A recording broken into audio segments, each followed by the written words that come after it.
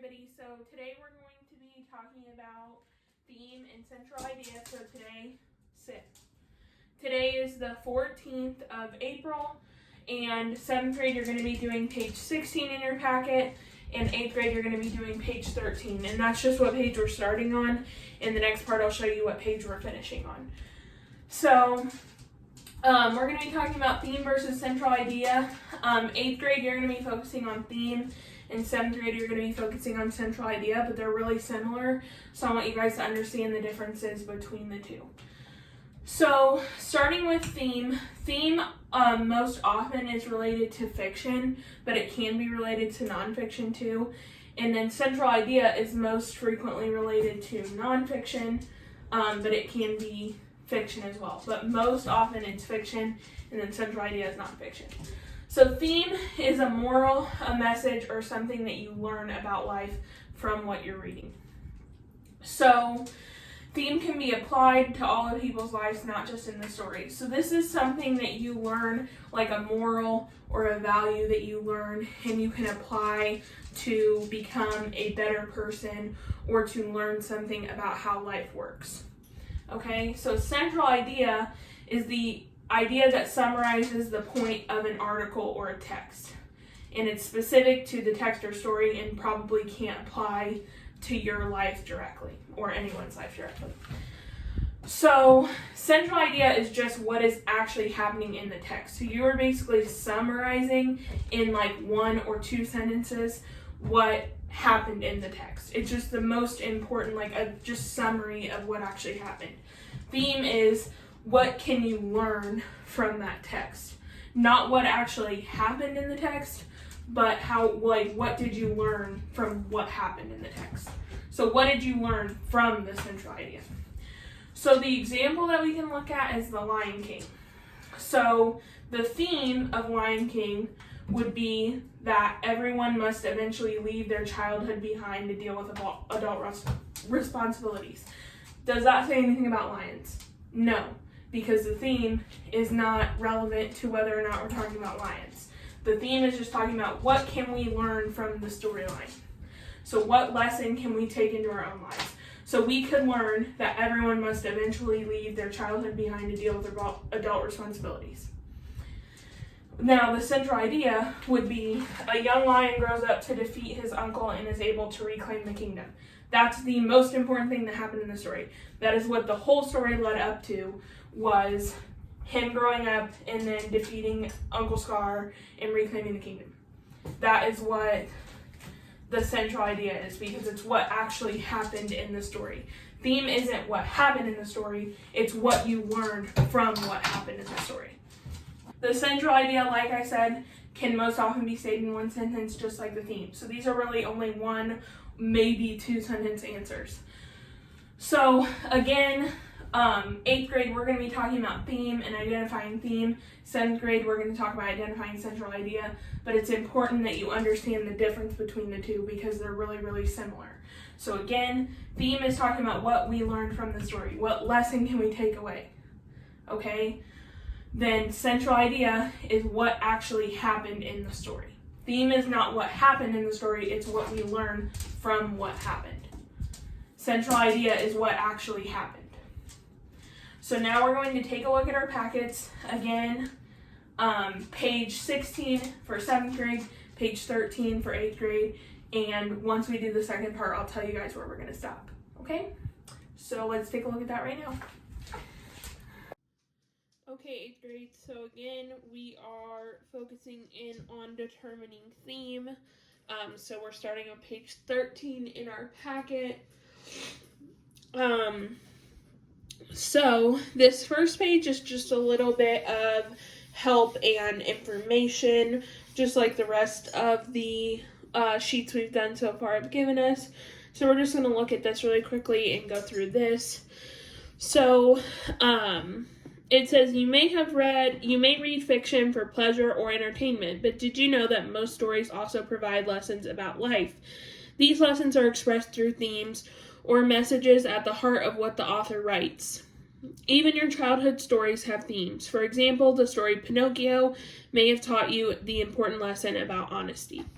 So what it's saying there is, if you've never heard of Pinocchio before, in Pinocchio, he has a nose, and his nose gets longer and longer and longer the more times that he lies. So what it's saying is that if you've heard that story, it might have taught you that lying is wrong and that you shouldn't lie, that type of thing. So it says, to identify a theme, connect ideas conveyed through the story's setting, plot, and characters. So setting is, we've talked about this before, so we'll just do a little review really quickly. Setting is when and where the story is taking place. Plot is what actually happens. Most of you will be familiar with plot based on something that looks like this. So we know we have the climax up here, the introduction here, rising action, falling action, and then the resolution. So we talked about that a lot before, especially when we were reading The Lottery. So that has to do with plot, and then characters are obviously who's in the story and who those people are.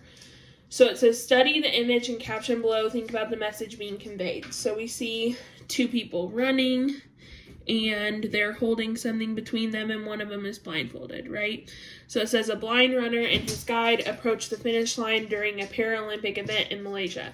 So they're holding something to connect them together, we can assume. So it says, now suppose the people in the picture are characters in the story. Consider what they are doing. Circle any details in the picture and caption that suggest a message or life lesson. So we have to think about things that could teach us a life lesson, right? So we're circling any details in the picture or the caption that would help us understand. So I think we could circle blind, and they're approaching the finish, right? Which means that they completed it successfully. We can circle kind of this two thing that's tying them together, and then his blindfold, right? So now it says, read the chart below to see how analyzing details can help determine a theme. It says character details. One-sided runner acting as guide, one blind runner who wants to be in the race. Okay, that's a character detail that might help us to understand the theme, because the theme is likely going to have to do with them working together, right? One of them's blind, one of them is not. Setting details, a track and field event for people with disabilities. Okay, so maybe circling the Paralympic part is important, because Paralympic event has to do with people with disabilities completing in Olympic type games. So then it says action details. The two runners are approaching the finish line. So that was like we circled approaching the finish because obviously they were going to successfully complete the race. So then a theme that we might come to is no matter what obstacles they face, people can accomplish amazing things through teamwork, which is why we circled the ties, because obviously they're working together to finish the race. So it was a teamwork, team effort. So the theme was about how they completed it together and how it was possible because they worked together. So the bottom says, whether you read for pleasure, entertainment, or a school assignment, you can learn valuable lessons from stories. Thinking carefully about a story's characters, settings, and plot, and how they work together will help you to figure out or infer the story's theme. So infer just means what can we assume about that. So let's move on to page 14. So we're going to read the beginning of a story about a boy named Holden and his grandfather. So it says, Holden and Pops, it's right up here that we're going to read this together. It's a realistic fiction story. So like we said, most of the time theme has to do with fiction. So this is a fiction story, but it could be, it's not like fantasy. It's possible to be real. So it says, Holden and Pops, when you're at your grandfather's after school, be sure to do something other than sit by yourself and playing video games, Holden. I know, Mom, but what else is there to do? Whined Holden, washing cereal bowls. Have you ever tried to show him one of your games? At least you'd be doing something together, Mom suggested. Oh, Pops wouldn't be interested, Holden shrugged as they headed out to the car. Plus, he'd never catch on. You know how he is about big, scary technology. As Holden got out of the car, Mom tried once more. You know, Pops might surprise you. Keep your options open. You might even ask him about big, scary technology sometime. Holden puzzled over her words on the way into school. So it says, explore how to answer this question. What do the details in this part of the story suggest about how people sometimes judge others? So we need to be thinking about what things in the story show that people sometimes judge others maybe when they shouldn't. So in most stories, authors do not state a theme directly, just kind of like what we talked about in The Lion King. To figure out an author's message, you need to look for key details and see how they develop over the course of a text. Identify key details about each character's attitudes and opinions. Then complete the chart below. So our first character is Holden, and it says comments about Pops. Says Pops wouldn't be interested in games and thinks technology is scary. And then we need to think about his attitude towards Pops. So then Mom says, suggests that Pops might be interested in video games and know something about technology. Mom seems to think Pops is more interested than Holden thinks. So let's take a second and just think about, if you want to pause the video, that's fine, and think about what Holden's attitude towards Pop is.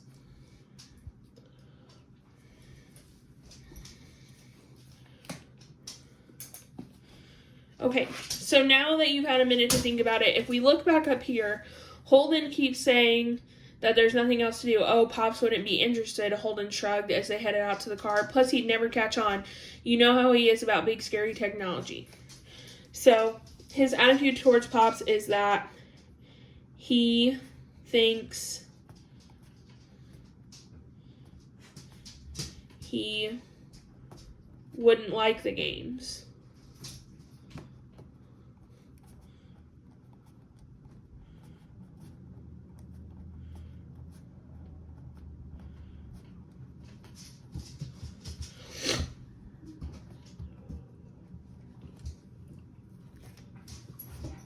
And wouldn't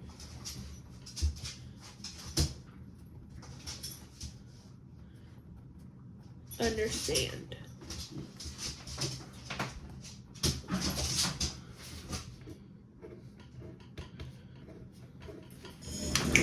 Stop.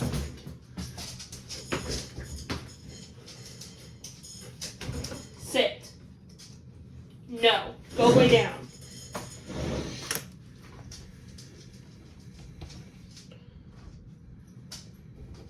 So he thinks he wouldn't like the games and wouldn't be interested and wouldn't understand, right?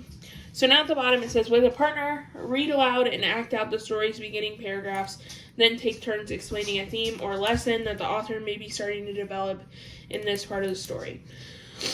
So right at the bottom, I just want you guys to do that on your own. Think about a part, and you can do that, read aloud and acting it out with either like your parents, or whoever you live with, or your siblings, if you want to do that. And then at the bottom, I just want you to write what you think the theme is. So once you do that, we're going to move on to page 15. Okay, so now we're on page 15, and we're going to take a look at this beginning part, and we're going to read this together. And then we'll answer which statement best expresses the theme of the story, and then I want you guys to do the bottom part together. So it says, that afternoon, Holden sat hunkered over his video game controller, making vintage airplanes swoop across the screen. What you doing, son? Pops asked. Just a game, Holden answered distractedly, then remembered Mom's advice. He made himself ask, want to see? Pop settled next to Holden and immediately exclaimed, say, is that plane a Tomahawk? You know she can go up to 20,000 feet to evade that enemy fighter. Holden pivoted to gape in shock. Pop shrugged and said, didn't I ever tell you about the Tomahawk 1 I flew in 41? So if we look at the left, it says on page 70, Holden doesn't want to spend time with Pops. On this page, circle the words that tell how Holden's feelings change. Noticing how a character changes can help you understand a story's theme. So we look here, it says Holden pivoted to gape in shock. Okay, so he's shocked at how Pops responded to what he said in his video game, right? So then when he says want to see, we're kind of seeing how he changes as well, right? So now we want to look at which choice helps explain why Holden's attitude towards Pops changes. So, and then which statement best expresses the theme of the story. So we're looking at which of these best explains why his attitude changed towards Pops. So A says strong family bonds can develop only through shared interest. People from different generations have little in common. Children should always listen to advice from their parents, or assuming things about people may stop us from really knowing them. So we look at A, strong family bonds can develop only through shared interest. Well, does it say that before this whole video game thing happened that he didn't have a good relationship with his grandpa? No. So we can go ahead and eliminate that answer because it doesn't say that they don't have a good bond. It's just that they can't bond over video games specifically. People from different generations have little in common. Well, that's kind of the opposite of what's happening here, right? Because we're finding out that there is something in common between them, even though they have a large age difference between them. So it has nothing to do with how people in different generations have little in common. Children should always listen to advice from their parents. While we see that he took his mom's advice, it's not really about him taking his mom's advice. We see that he took his mom's advice, but that's not really what we're learning from this story. So the last one says, assuming things about people may stop us from really knowing them. Holden, he assumed that his grandpa didn't know anything about his video game and wouldn't care about his video game at all. Well, then when he stops assuming that, he finds out something about his grandpa that he never even knew. So D would be our theme. So now the bottom says, look at the answer that you chose. Explain how specific details helped you to choose that answer. Now let's remember that we need to be using the race strategy, which is restate, answer,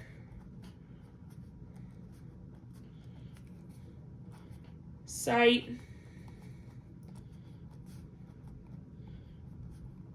and explain. I messed up here, so let's just restart here. So to restate, we could say a detail that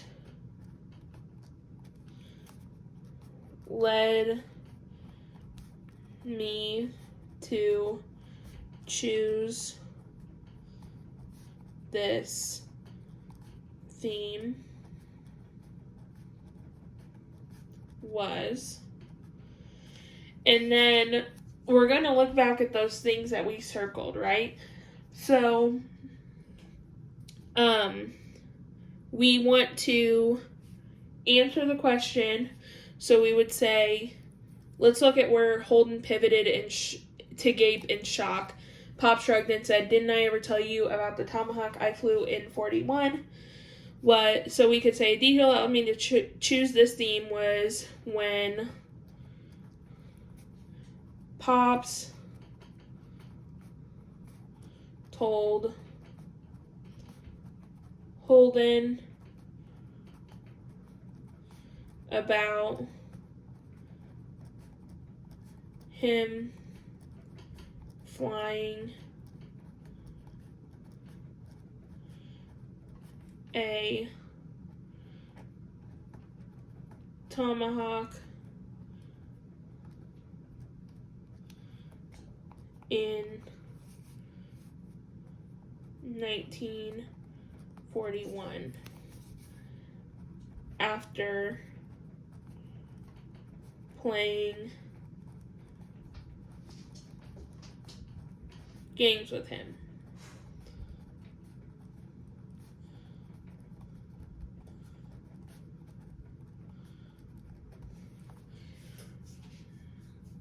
So that pretty much answers that question.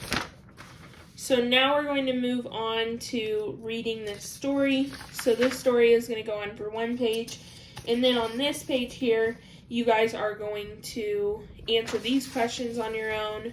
So now I want you guys to take a look at this on page 16. I'm going to read it for you. And then we'll circle the stuff in the text together.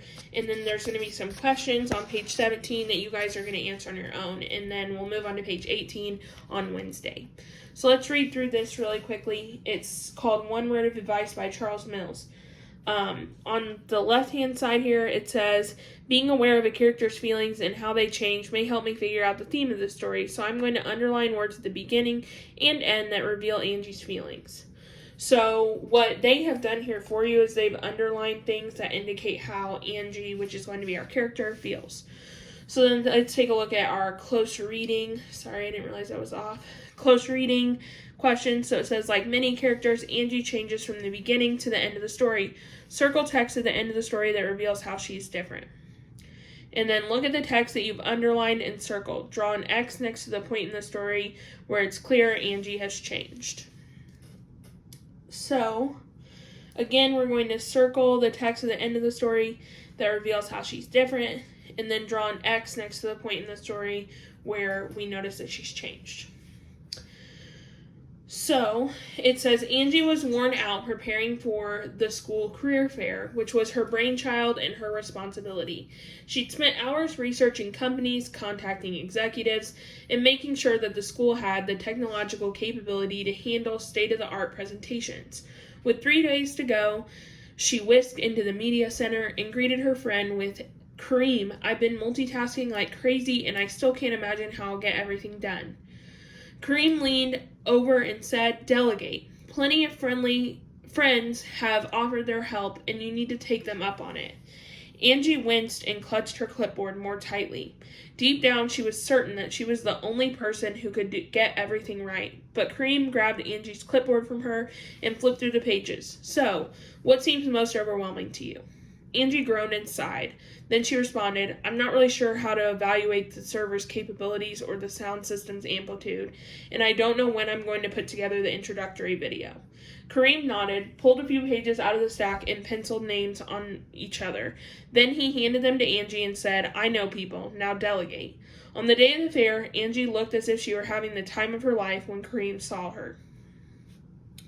So I think we could circle where it says Angie looked as if she were having the time of her life when Kareem saw her. Because we can see that that is an attitude change from how she was feeling originally, because she was feeling really overwhelmed and was kind of more upset than she was happy. Oh, Kareem, did you see Danny's introductory video? Wasn't it fantastic? I could never have come up with that myself, she gushed. Angie realized that she needed to give credit where credit was due. From now on, call me Angie the Delegator. The best thing I ever did was hand that clipboard to you. So I think, again, we can say Angie realized that she needed to give credit where credit was due. And then where is it clear that Angie has changed? Probably when she says, the best thing I ever did was hand that clipboard over to you. So we'll put an X next to that. So now, again, you guys are going to do page 17 on your own, which is going to ask you questions about what we just read together. And this is what I want you guys to get done before Wednesday. So you're going to stop here on page 17. So if you guys have any questions on any of this, I'll be available for office hours today from 11 to 2. So you guys can hop on that Zoom room, or you can call me on my Google Voice number. So again, it's pages 13 to 17. So I'll see you guys tomorrow.